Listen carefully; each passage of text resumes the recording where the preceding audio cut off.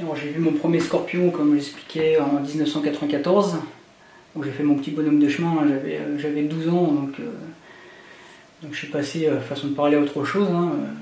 J'adorais les escargots, comme tout enfant en fait, hein, j'adorais la forêt, donc c'était... j'ai vu, j'étais content, je suis repassé à autre chose. Après je me suis retrouvé en Côte d'Ivoire en 2004, où là je suis tombé sur des spécimens de scorpions assez imposants quand même. Et j'ai trouvé vraiment très intéressant, pas de par leur dangerosité, parce que je n'avais pas les connaissances pour, mais du fait que c'était tout petit, et pourtant ça nous montrait vraiment qu'ils étaient présents, qu'il ne fallait pas les embêter. Donc j'ai commencé vraiment à développer cette passion. Après tout au long des années, des voyages, j'ai pas mal voyagé, donc ça m'a permis d'avoir une bonne connaissance sur les animaux, sur les différents climats aussi. Donc j'ai fait Côte d'Ivoire, le Tchad, le Sénégal, le Maroc, la Guyane. Donc ça permet de développer ses connaissances sur l'animal.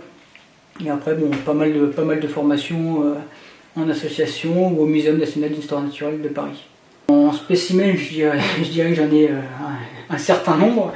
En espèces, j'ai une vingtaine d'espèces. Voilà. Une vingtaine d'espèces, et tous ces spécimens, on peut le voir ici, hein, il y a quand même une quantité qui est assez importante, mais c'est majoritairement pour de l'étude.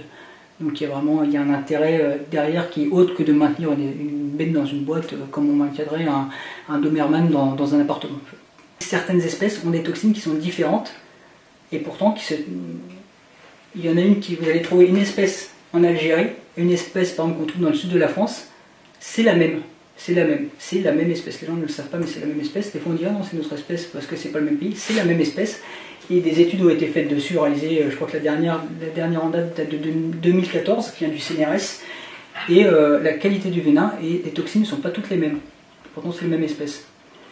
Donc là on travaille essentiellement sur la qualité du venin et aussi sur la croissance de l'animal, pour pouvoir après développer vraiment des structures assez un peu plus imposantes en intégrant des animaux jeunes, et en pouvant avoir quelques reproductions, donc des petits, et éviter d'aller en récupérer sur place et de laisser l'espèce prospérer et ne pas l'éteindre en fait, c'est tout. Hein. Il faut mieux se faire piquer par le scorpion, que par la guêpe. Donc déjà c'est clair, il n'y a pas de dangerosité sur tous les scorpions. Maintenant je dirais que quand on ne connaît pas les scorpions, bah voilà, faut pas toucher, on ne touche pas. C'est ce que je dis à chaque fois aux plus jeunes, je dis si vous voulez un scorpion, n'y touchez pas. Surtout, ne faites pas les fanfarons en disant moi je peux le faire. Non, il y a quand même des gens dans certains pays, parce que voilà, ils vivent avec, ils ont ça autour de chez eux, dans leurs chaussures, ils ont ça un peu partout, dans leur maison, qui en meurent, c'est vrai, donc où il y a des gens qui ont quand même des accidents graves, il faut quand même faire attention, il faut penser à ces gens-là.